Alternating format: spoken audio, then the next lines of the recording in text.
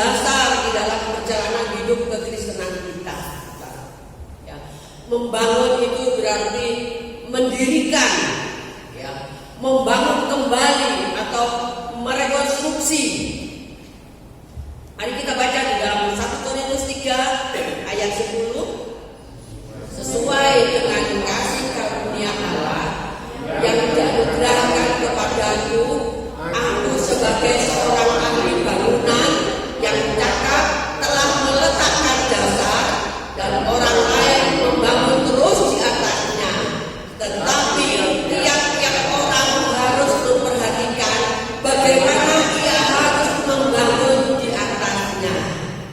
Saudara kasih Tuhan, pernyataan Paulus merupakan peringatan bagi kita yang perlu diperhatikan, yaitu bahan apa atau material apa yang dipakai untuk membangun. Karena masa depan bangunan itu sendiri, ya, tergantung ditentukan oleh kualitas dasar itu. Jadi masa depan bangunan itu ditentukan oleh kualitas dasarnya. Saudara dikasih Tuhan, seorang arsitek pun juga memperhitungkan benar-benar, ya, beban yang akan dipikul oleh dasar itu, saudara. Dan Paulus menggunakan analogi ini bukan untuk menjelaskan tentang bangunan secara fisik, tetapi Rasul Paulus ingin menjelaskan, yaitu berbicara tentang bangunan rohani kita, saudara. Kenapa Rasul Paulus menggunakan analogi itu sebagai bangunan? Supaya orang itu mudah mengerti bagaimana membangun kehidupan rohani kita, yaitu memakai analogi tentang bangunan secara fisik. Saudara dikasih Tuhan, Rasul Paulus menasihatkan kepada kita, ya, yang terpenting adalah tiap-tiap orang harus memperhatikan bagaimana ia harus membangun di atasnya. Karena Rasul Paulus telah meletakkan dasar, ya, melalui pengajarannya, dasar yang kokoh, dasar yang penting. Tidak ada seorang pun yang dapat meletakkan dasar kecuali di dalam dasar Tuhan Yesus Kristus. Nah, Rasul Paulus telah meletakkan dasarnya yang sangat penting. Sekarang tergantung bagaimana kita membangun ke atasnya. Nah, saudara, oleh sebab itu mari kita membangun kehidupan rohani kita dengan benar. Caranya yang pertama adalah membangun di atas dasar batu. Ini perumpamaan yang Tuhan Yesus katakan, saudara. Membangun di atas dasar batu. Mari kita baca di dalam Matius 7 ayat 24 sampai 25. Setiap orang yang mendengar perkataanku ini dan melakukannya, ia sama dengan orang yang bijaksana yang mendirikan rumahnya di atas batu. Kemudian turunlah hujan dan datanglah banjir, lalu angin melanda rumah itu, tetapi rumah itu tidak runtuh sebab didirikan di atas batu. Melalui perumpamaan ini Yesus ingin menjelaskan kepada saudara saya bahwa setiap orang yang mendengar firman dan melakukannya dalam kehidupan sehari-hari, ya, maka ia disamakan dengan orang yang bijaksana yang mendirikan rumahnya di atas batu, dan sehingga ketika hujan melanda, ada banjir datang, ada topan melanda rumah itu, tetapi rumah itu tetaplah kokoh. Karena apa? Karena berada di atas batu yang sangat kuat, batu yang kokoh. Saudara dikasih Tuhan, setiap orang yang teguh imannya kepada Tuhan Yesus, maka ia tidak akan terombang-ambing oleh keadaan apapun yang ada di dunia ini. Oleh sebab itu, saudara, milikilah iman yang teguh. Sebab situasi saat ini juga, saudara, ingin menggoncang iman saudara dan saya. Tapi pastikan kalau kita sungguh-sungguh, ya, percaya beriman kepada Yesus Kristus sebagai dasar iman kita yang kokoh, kita pasti tidak akan terombang-ambing oleh apapun keadaan di dunia ini, saudara. Oleh ajaran sesat, oleh apapun yang menggeser iman kita, kita memiliki iman yang kokoh, yaitu kepada Yesus Kristus. Karena dialah sumber pertolongan kita, karena dialah batu karang yang teguh. Tempat kita berpijak, kita akan memperoleh kekuatan yang luar biasa. Pastikan iman yang kita peroleh, ya, mari kita terus berteguh di dalam iman kita. Dan ketaatan kepada firman-Nya ternyata membuat bangunan rohani kita tetap kokoh. Jadi ketaatan kita itu penting, saudara. Ketika kita mendengar firman Tuhan, bukan untuk mendengar lalu dilupakan. Tetapi yang Tuhan harapkan adalah ketika kita mendengar firman Tuhan, lalu kita melakukannya. Itu berarti firman Tuhan yang telah kita terima, ya, menjadi pola di dalam kehidupan kita, menjadi pola kekristenan kita, menjadi pola pikir kita, menjadi pola tingkah laku kita. Bagaimana kita berjalan sesuai dengan pola dasar di dalam Yesus Kristus dan kebenaran ini. Membangun dengan emas, perak, dan permata. Saudara, kalau kita baca di dalam 1 Korintus 3 ayat 12 sampai 13, entahkah orang membangun di atas dasar ini dengan emas, perak, batu permata, kayu, rumput kering, atau jerami, sekali kelak pekerjaan masing-masing orang akan nampak, karena hari Tuhan akan menyatakannya, sebab ia akan nampak dengan api, dan bagaimana pekerjaan masing-masing orang akan diuji oleh api itu. Saudara dikasih Tuhan, Paulus menasihatkan kita agar tiap-tiap orang harus memperhatikan bagaimana kita harus membangun di atasnya. Ya, sebagai anak-anak Tuhan, kalau kita mengenal firman-Nya, kalau kita mengenal bagaimana Tuhan nanti menguji kita, sekiranya itu kita membuat bahan yang tahan api, pasti kita aman, tidak mudah terbakar. Tetapi ada pilihan, banyak pilihan, ya. Tetapi kalau kita memilih bahan ya dari kayu, rumput kering, jerami, mudah terbakar. Saudara kasih Tuhan, kalau kita membangun bahan dari kayu, rumput kering, dan jerami, pasti suatu kelak pekerjaan kita akan terbakar dan akan mengalami kerugian, saudara. Rugi, saudara. Tapi anak-anak Tuhan, ya, anak-anak Tuhan yang tidak tahan di dalam ujian, pencobaan, akan mengalami kerugian, akan mengalami kegagalan. Oleh sebab itu, kita akan memilih yang terbuat dari emas, perak, permata, karena bahan tersebut terbuat dari logam mulia, tahan karat, tahan api, tahan panas, saudara. Ya, demikian juga dengan bangunan rohani kita. Suatu saat kita akan mengalami ujian iman melalui pencobaan, melalui penderitaan, melalui tekanan yang hebat, yang luar biasa, saudara. Ya, tetapi jika pekerjaan dibangun oleh seseorang dan tahan uji, maka ia akan mendapat upah, baik di masa sekarang maupun di masa yang akan datang. Saudara, pernah saya mendapatkan satu ayat firman Tuhan, ya, ini pengalaman saya.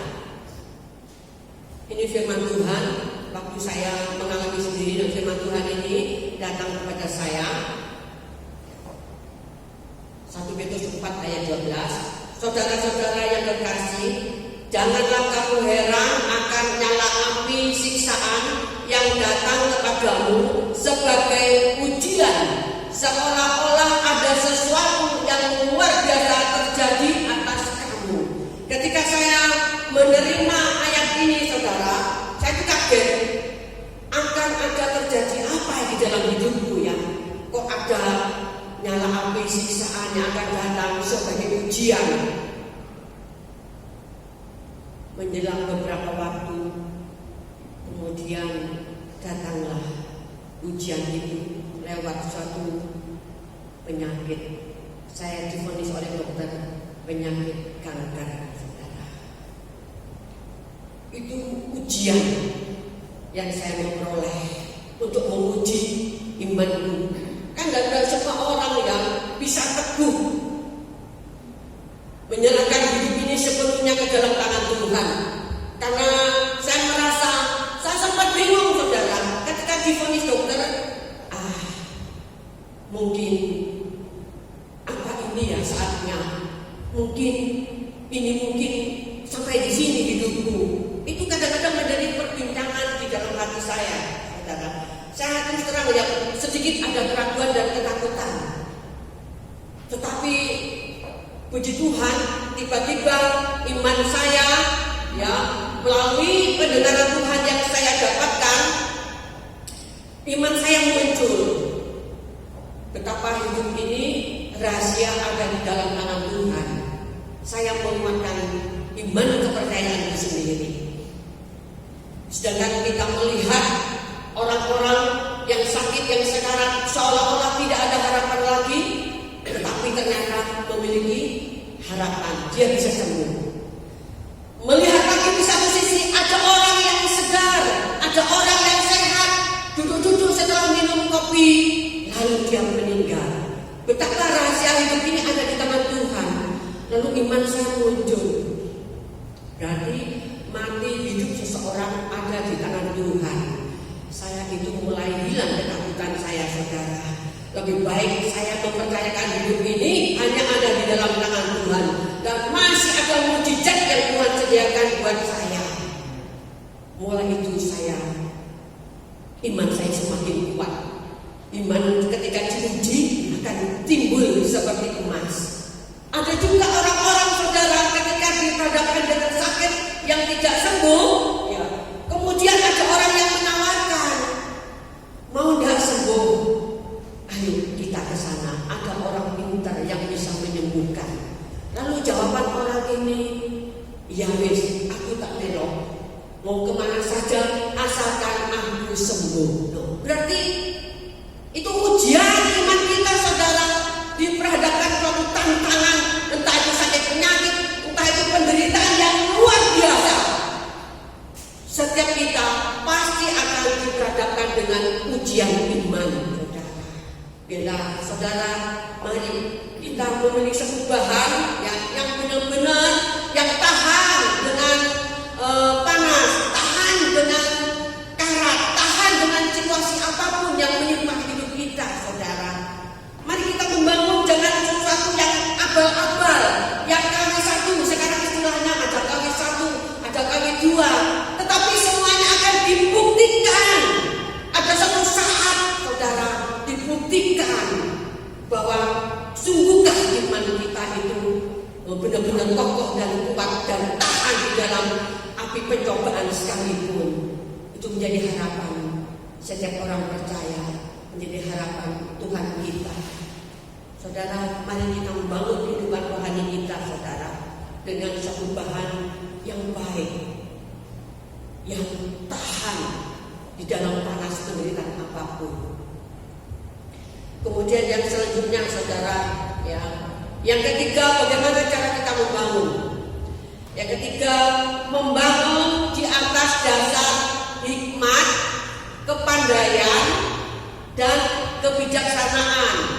Di dalam Amsal 24 kita baca, saudara, Amsal 24 ayat 3 sampai 4. Dengan hikmat rumah didirikan, dengan kepandaian itu ditegakkan, dan dengan pengertian kamar-kamar diisi dengan bermacam-macam harta benda yang berharga dan menarik. Sama seperti seseorang, ya, seperti kita. Kalau kita membangun satu rumah, ya, masa kita membuat semua ruangan ini menjadi ruangan tempat tidur saja? atau semua kita isi dengan dapur saja? Kan enggak ya? Itu hikmat, itu kepandaian yang Tuhan berikan supaya kita bisa mengatur kehidupan kita ini dengan baik. Saudara, sebagai manusia kita telah dilengkapi oleh Tuhan dengan berbagai talenta, dengan berbagai bakat, dengan berbagai kemampuan tersendiri. Tentunya kita pakai kehidupan kita untuk menjadi berkat bagi sesama, ya, menjadi berkat bagi orang lain. Kita mengisi kehidupan ini dengan hal yang berharga, baik berharga bagi diri kita sendiri, berharga bagi sesama, berharga buat Tuhan. Sebab pelajaran penting ini dari penulis Amsal ini, betapa berharganya sebuah kehidupan. Ya. Jadi perjalanan hidup ini singkat, saudara. Perjalanan itu singkat. Alangkah sia-sianya ketika kehidupan singkat ini kita tidak menggunakan dengan sebaik-baiknya.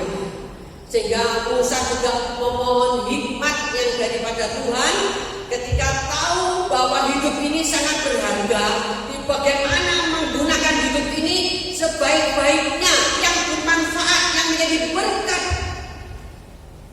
Lalu di dalam Mazmur 90 ayat 12 ya mengatakan demikian.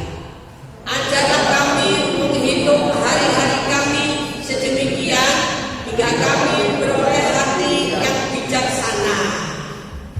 Mari memaksimalkan potensi yang ada yang Tuhan telah karuniakan kepada saudara dan saya. Mari memaksimalkan waktu yang ada, sebab suatu hari kelak kita mempertanggungjawabkan di hadapan Tuhan.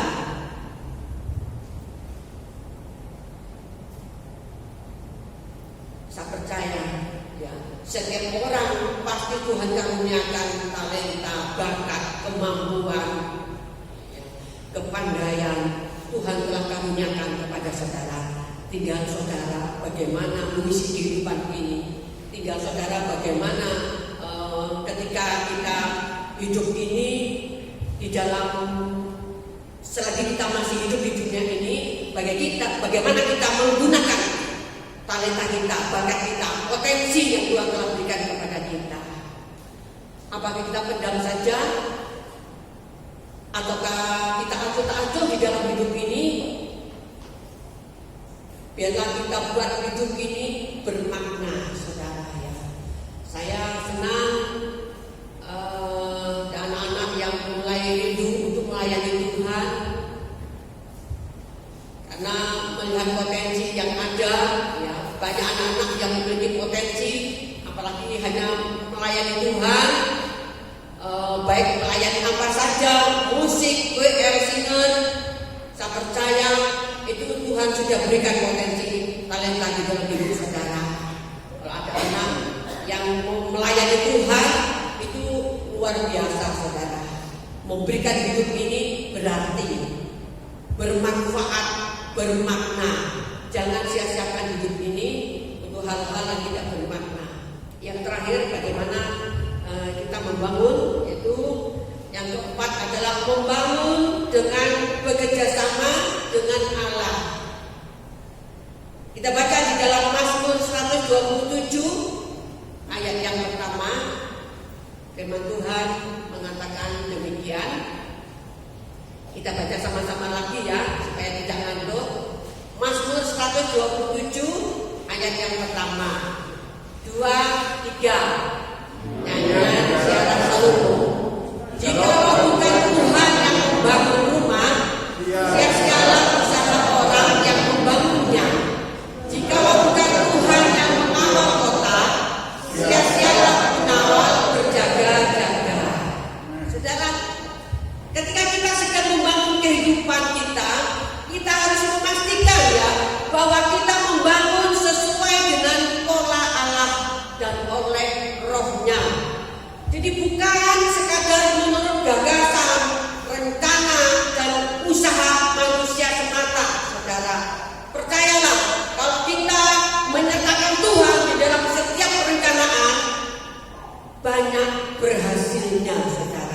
daripada kita menggunakan akal kekuatan sendiri. Saudara, kita mengakui bahwa setiap keberhasilan yang kita alami, kita harus mengakui bahwa itu keberhasilan karena Tuhan yang menyertai saudara. Apapun yang kita alami, apapun yang kita terima, semuanya itu berkat dari Allah. Keberhasilan semua dari Allah. Tetapi kadang-kala kita bisa lupa diri, saudara. Ya. Kadang-kala kalau kita berhasil, ya, kita merasa itu karena usaha kita. Itu karena saya telah bekerja keras. Itu karena saya. Itu karena saya. Ya. Kalau tidak ada saya, ini sayanya ini yang berbahaya, saudara. Seolah-olah semuanya karena usaha saya, seolah-olah karena kekuatan saya. Ini loh karena saya. Itu menjadi kesombongan yang tersembunyi, saudara. Tuhan tidak sedang melihat itu semuanya. Kita mengakui segala apapun, kita akui Tuhan di dalam setiap tingkah laku kita. Kita akui Tuhan di dalam keberhasilan kita. Kita akui Tuhan, Dialah segala-galanya. Jadi kita tetap memiliki kerendahan hati, saudara. Jangan kita mengatakan Tuhan baik jika kita mendapat suatu kesenangan, kebahagiaan, mendapat berkat. Tuhan baik. Tetapi kalau kita ada satu pergumulan yang sangat berat, ada satu peristiwa yang datang kepada kita, ada satu kesusahan, Tuhan, kenapa ini terjadi padaku? Tidak sanggupkah Engkau melewatkan aku dari pencobaan ini? Waduh, saudara, ya. Kita marah kepada Tuhan, kita anggap Tuhan tidak baik. Tetapi mari, saudara, pola pikir kita yang baru, apapun situasi keadaan kita mau katakan bahwa Tuhan tetap baik. Karena rencana Tuhan adalah rancangan damai, sejahtera, sukacita buat saudara dan saya. Ada amin, saudara?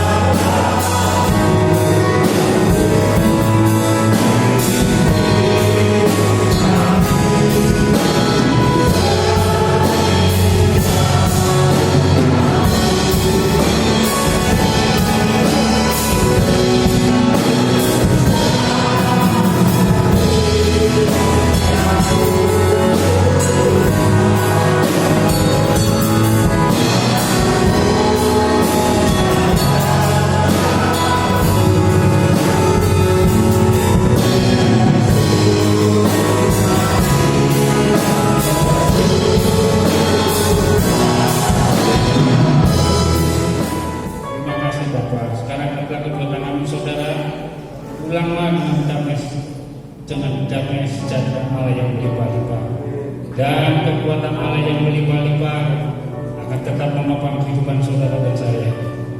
Berkat-berkat jasmani yang berlimpah-limpah akan memelihara kehidupan saudara dan saya mulai hari ini sampai Maranatha.